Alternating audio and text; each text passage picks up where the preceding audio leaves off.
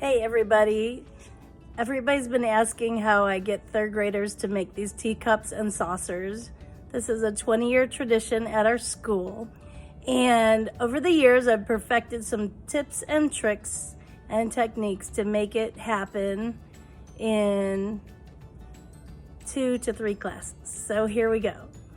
Okay, it's time to make the saucer. So supplies you need are a cube of clay about that size, one of these solo plates, which I have trouble finding these.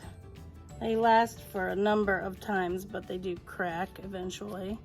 And this is just a party tablecloth that I cut into circles for squares and circles.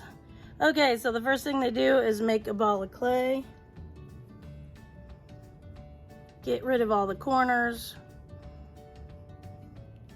I never have them roll it on their desk or anything. I just have them kind of pretend that they're a pitcher at a baseball game, getting ready for a pitch. Probably if you're teaching middle school, you don't want to suggest that. Okay, because we don't want clay throwing in the art room.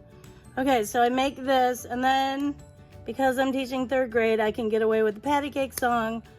But if you go like this with your palms and count to about 15, eventually you get a pretty nice slab. So it goes patty cake, a baker's man. Bake me a cake as fast as you can. For the kids that are too cool for that, you have them count to 15. And then when you get to the roll it part, you roll it on the table like this. And then if the middle's kind of thick, you press it down. And then you do it again. Patty cake, a baker's man. Bake me a cake as fast as you can. So I'm rotating as I'm going like this. Always roll the edges. And then that's where our plate comes in. We put it on our plate, and this gets kind of noisy for a while. You drop it about 5 times. Flip it. 5 and flip. So everybody's usually in different stages, so it's not always making this much noise at the same time. It's making a wonderful plate. So here, we don't have a slab roller. This is what we do. Patty cake technique. I don't know if I invented it, but that's what we do. Okay. It's looking pretty good. It's about the size of the plate. I want to check it. I picked the prettiest side. Sometimes one side isn't as pretty as the other. Okay, then this part I either do for them or I let them do it, but you center it like that the best you can.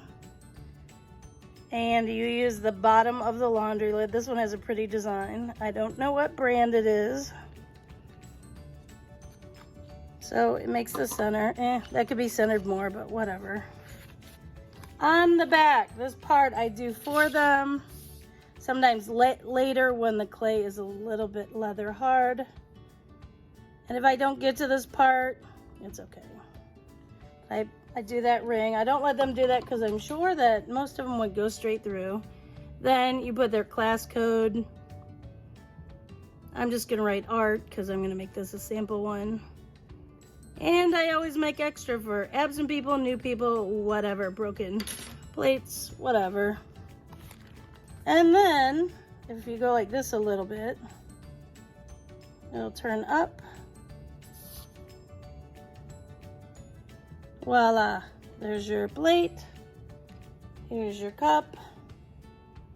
And it fits okay. And this is where they would, perfect it. Well, the cup would be made during another class. The saucer takes 1 class. I usually do saucers first just because it's easier. And they get to know the clay a little bit more. And then I do the cup. Okay, that's it for me. I'll see if this worked out. Thanks for watching how to make a saucer today. In my next video, I'm going to show you all my tips and tricks on how to make the teacup.